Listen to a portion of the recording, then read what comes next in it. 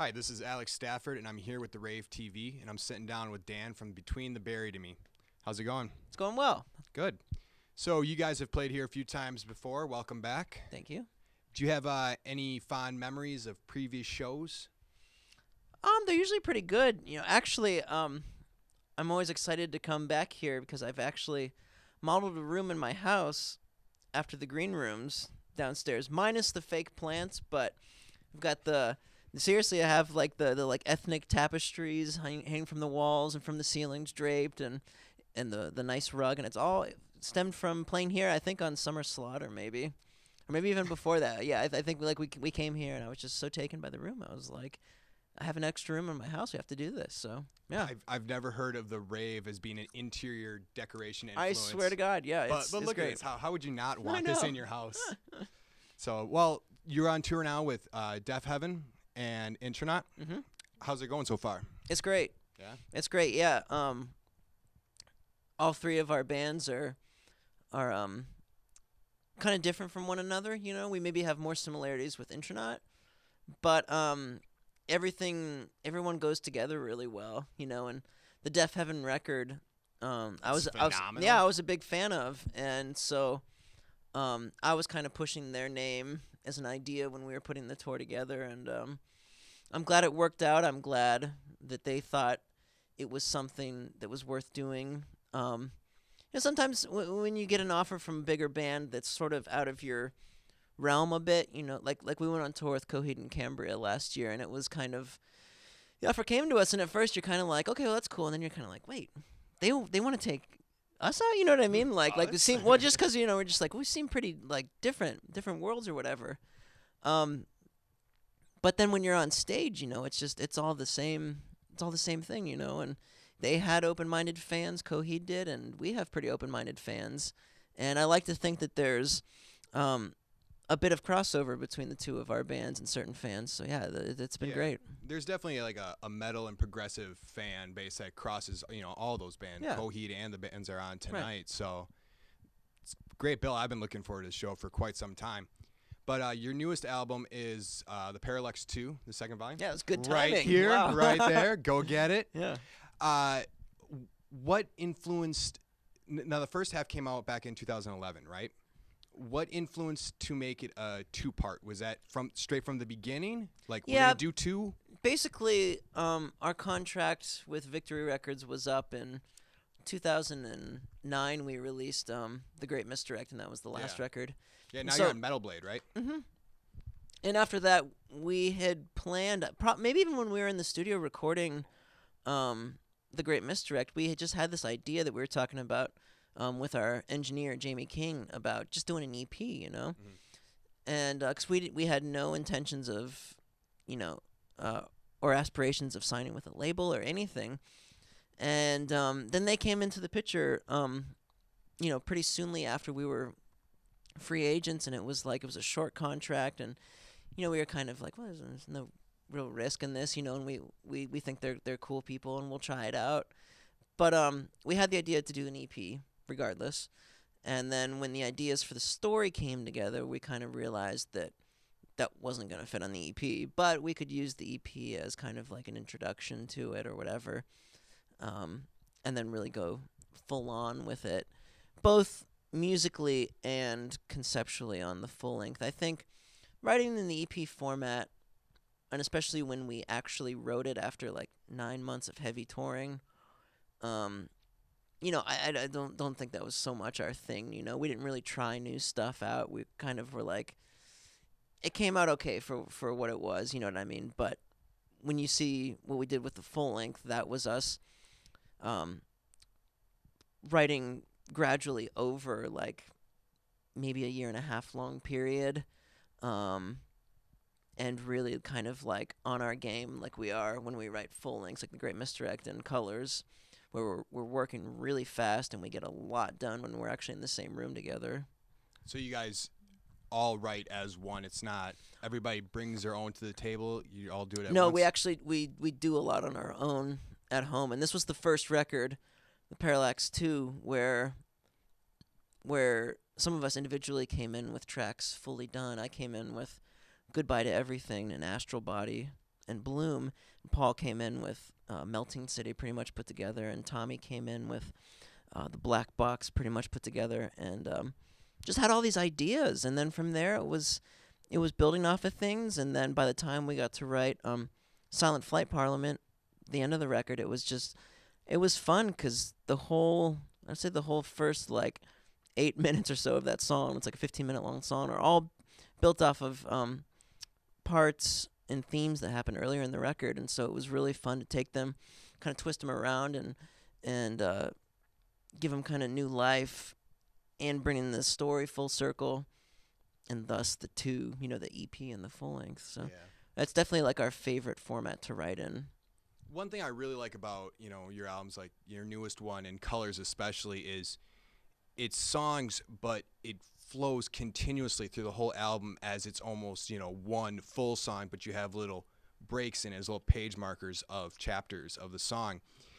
When, you're saying you come with each, have, different ideas, is there a subconscious, we're all going this direction at once, like the greater picture, or does that just establish its way as you move along? It's sort of incredible sometimes how some of us, like groups of us, will kind of already be on the same page. And I think that's why, we wrote the Alaska record, all 5 of us together. But it wasn't really till the Colors record where I felt like we were writing and we were all clicking and all on the same page. Yeah. And really ever since then, writing is usually pretty easy for us once we get it going. And I think the key for us is really coming in with stuff established, stuff ready. We're not a very good band at writing on the spot. Yeah. Being like, okay, what do you got? Or I got this riff, what could we do? Because when you listen to the songs, like, they are very meticulously put together. And I'm so glad that they come off feeling natural or whatever, but there's so much time put into them. Sometimes before we're even all in the same room, before I will even send something to someone else, or Paul will send something, or Tommy, or whatever, there's so much that happens, behind the scenes. Like, there's new stuff. Like, I haven't heard anything from Paul or anyone, but I've been writing. Yeah. And I certainly haven't shared it with anyone. And I won't until it's like... Not till it's ready. Until I feel like it's pretty well perfected. Or, until I'm like, okay, I can't go any further with this, I like this where I've gotten with it, but it's to the point now where I need to open it up to the group. Yeah. And I think that's what was so interesting about the Parallax record. The last one, Parallax 2, was just that you were coming in with songs. I felt like, I was like, this is done, I think. I don't know, or I'll send it to everyone, and if Paul wants to rearrange something, or if we're going to add, whatever. And then it was just like, that's it. I'm like, oh, okay. That's never happened, So it's magical when it works, when it comes together. It's great. Do you ever find, when you're getting your set list ready for a tour, do you ever find, and I've seen you guys a few times where you've played an entire album in its entirety all the way through. Are there any songs in particular, or just in general, that you feel if you don't play the album live, it's just, they're almost out of context? They're just kind of hard to balance in? There's tracks on, like, the newer record that wouldn't really make sense. Like, we couldn't really play Goodbye to Everything by itself, or, like, the Black Box, because that clearly is going right into Telos. Yeah. But usually, we can pick out any of the main songs. Like, on this tour, we're playing Bloom, for example, which on record starts right on the downbeat after Telos, and at the end of the song segues right into Melting City, and it's just like this force of like 20-some minutes of music. But we're able to take that and just start it right on the downbeat and kind of cut it at the end at a comfortable spot before it segues. And it's, I don't know, with certain songs with this album, it just wouldn't make sense. With Colors, I felt like we could pretty much take any song out of context, but the song Informal Gluttony, I remember we tried to play by itself on a tour, and it felt so weird. But as soon as it was in with the context of the record, it felt great. So that's probably the one off that record that felt weird by itself. Yeah. Now, this fall, I believe, you guys have a new live CD and DVD coming out. Can you tell us about it? Well, we're recording it the day after this tour ends.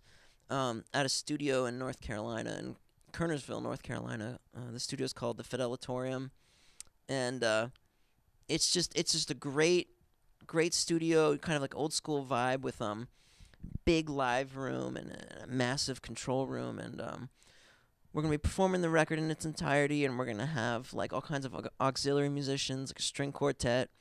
We're gonna have tuba, flute, saxophone, Wow, so you're really percussion, extending the music. Pretty much all those parts exist on the record. Yeah. But like we've been playing the record live at select dates on this tour, and we played it every day in the fall.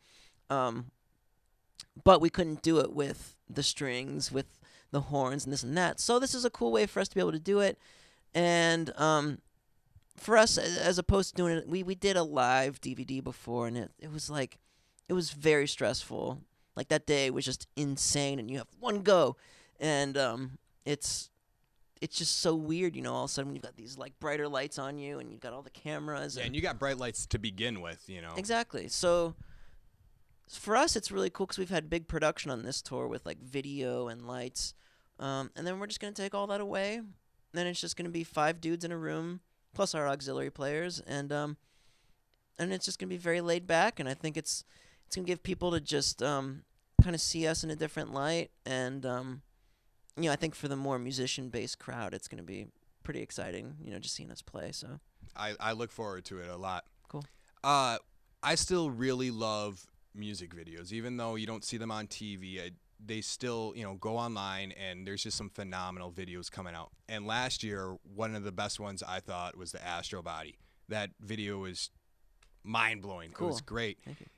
Was that a concept that the band came up with, or for the video?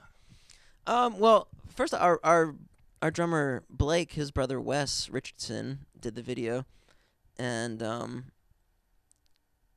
the context of the video is obviously taken from the record, from the song,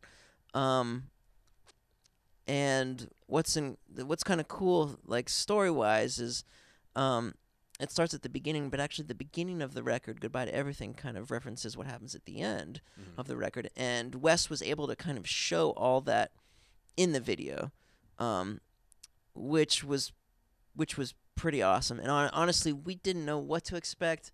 And he was sending us like little 20-second blurbs of the video, and everyone he would send, we were just mind blown. Like, I can't believe this is our video. It's incredible. And if you would believe that was just him in his studio, like, not with a team of people. It was just him, just doing it right from there. And, yeah, it's pretty awesome. But, yeah, it's cool because it seems like there's more room for videos to exist now, actually, than maybe even a couple years ago, where people were like, what's the point? They're not on TV, they're not this and that, whatever. But the way people get their content now, via social media, whatever, like, it makes sense. It's just like it was back in the day, I think, where it was just a promotional tool on MTV.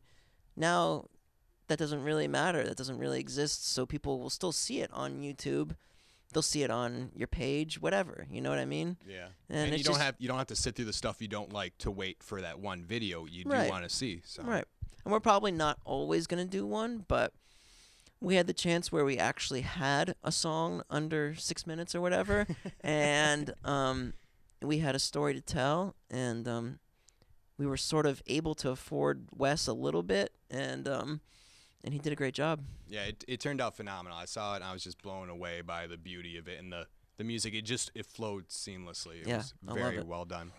One thing I like to just end the interviews with is, on a personal level, is there any new music out there that's really grasping you and getting your attention? Is there anything that's really striking you as amazing out right now? Yeah, I've been loving this new record by pianist Brad Meldau.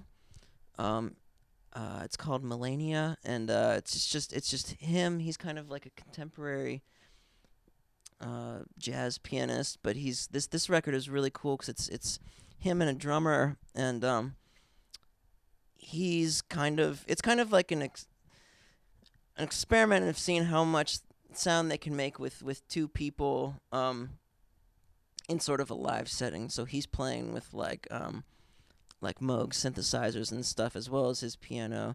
and Rhodes, and the drummer's playing with like electronic pads, and they're just creating all these cool sounds, and it's not overly technical, you know. It's just kind of sets a good mood. I dig that record a lot. I like the new Saint Vincent record a lot. Her stuff is really cool, and I loved the record she did with David Byrne a couple years ago. It was just blew me away, and kind of a similar vibe on this record she's doing now. It turns out she's a big metalhead too. Really? I just read an interview online about her, and she's talking about a lot of metal bands that she That's was really awesome. Well, into. Annie, if you're out there, Between the Bear and Me loves you. Take them on tour. Come see us. No, that record's really cool. So, well, I want to thank you for sitting down with us at the Rave TV, and as always, I look forward to your show tonight. There's gonna be a lot of people here. You put on a great show, so thanks for coming around again, and thanks for joining us. Cool, thanks. So we will see you next time on the Rave TV. Once again, Between the Buried and Me tonight. Thank you, Dan. I'm Alex. We'll see you next time.